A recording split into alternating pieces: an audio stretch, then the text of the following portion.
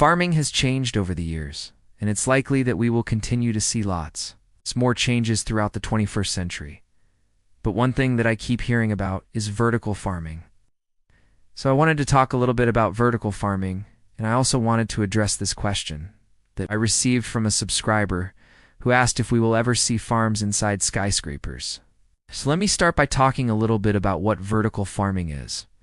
And then we can get into the question about whether or not vertical farming might be an option for future tall buildings.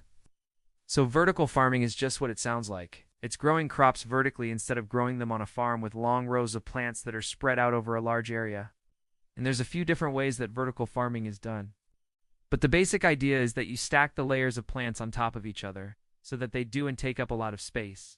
A lot of times these plants are grown in a hydroponic system, so there's no soil involved in the process. Instead, the plants are either suspended in air and their roots are sprayed with water, or sometimes the plants are placed in an inert growing medium, like perlite or vermiculite or rock wool, and the roots are bathed in a nutrient-rich solution. And the reason why farmers are interested in this style of farming is because it can be much more efficient than traditional farming in many respects. For example, it uses less water, it uses less land, and it can also reduce transportation costs because you're regrowing the food close to where it's sold. This makes it easier to supply restaurants or grocery stores with fresh produce, which means less spoilage and therefore less waste. And even though the initial investment to set up a vertical farm can be high, in the long run, it ends up being very cost-effective. But beyond that, vertical farms can also be built anywhere, which means that you don't need to rely on things like weather or seasonal conditions to determine when you can grow certain crops. You can actually grow food year-round, even indoors.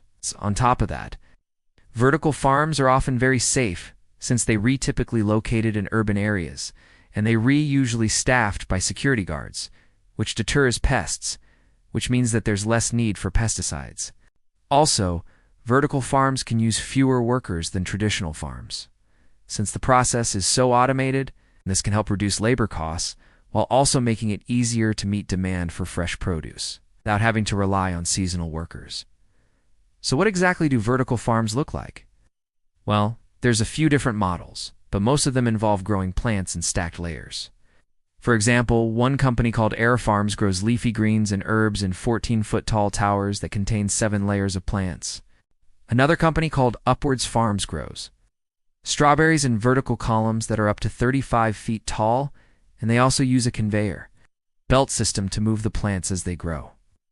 And yet another company called Calera in Farms grows lettuce, kale, and other leafy greens in stacked trays that are 7 feet apart, and they use a combination of LED grow lights and natural sunlight to keep the plants healthy. I should also mention that vertical farming isn't anything new. In fact, it's been around for decades. For example, in the 1990s, a Japanese company called Mitsubishi UFJ Lease began experimenting with growing rice vertically in Tokyo, and the company claimed that they were able to grow twice as much rice in half the time compared to traditional methods. There are also vertical farms all over China, especially in places like Beijing and Shanghai, where space is at a premium. These farms often grow leafy greens and herbs, and they're typically powered by LED grow lights. And finally, we have the very first vertical farm in North America. It was started in 2009 in New York City by a man named Paul Palmer. His farm grew lettuce, kale, and other greens, and he used a technique called aquaponics, which combines aquaculture or fish farming with hydroponics or growing plants without soil. The plants are grown in a nutrient-rich solution that's circulated through the system, and the fish waste provides the nutrients that the plants need to grow. This saves water and also reduces the need for pesticides. And one of the main reasons why this type of farming is so appealing in cities is because it can provide fresh, locally grown food to residents while also reducing transportation costs and emissions.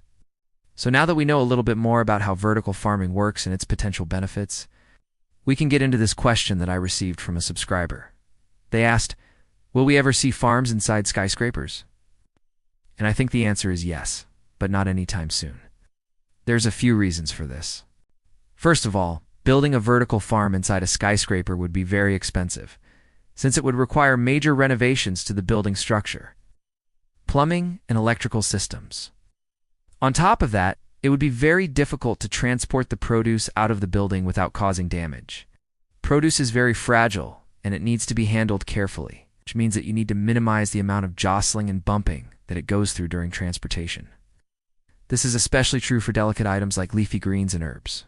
They bruise easily, and they can be ruined if they're dropped or bumped. Of course, there are ways to mitigate these risks, such as using padded crates and careful handling, but it still wouldn't be easy to transport the produce out of a skyscraper in a way that was both efficient and cost-effective. But perhaps the biggest obstacle to building vertical farms inside skyscrapers is the cost. As I mentioned earlier, the setup cost for a vertical farm can be high, since you need to install things like irrigation systems, grow lights, and climate control equipment. But the operating costs are also high, since you need to pay for things like electricity, water, and labor. Building a vertical farm inside a skyscraper would require significant investment to make all of this work, but I think it would be worth it in the long run. For example, in 2015, a group of architecture students at the University of Toronto proposed a design for a skyscraper that featured a vertical farm on every second floor. The students claimed that their design could produce up to 85,000 pounds of food per year, which is enough to feed 250 people. The produce would be transported via an elevator to a central market on the ground floor, where it would be sold to local residents. The project was called the Food Mill, and it was designed to address the issue of food deserts, which are areas where people have limited access to fresh, affordable produce. The food mill was intended to bring fresh food directly to residents without requiring them to travel far from home. Another great thing about vertical farms inside skyscrapers is that they would reduce the amount of space that is needed to grow food. This could help alleviate some of the pressure on agricultural land, which is becoming increasingly scarce in many parts of the world.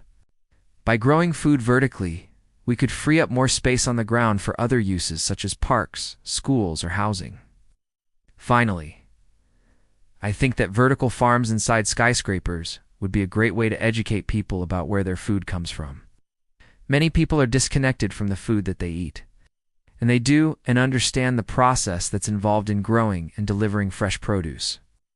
By seeing a vertical farm in action, I think people would be more likely to appreciate the hard work that goes into producing the food that they eat.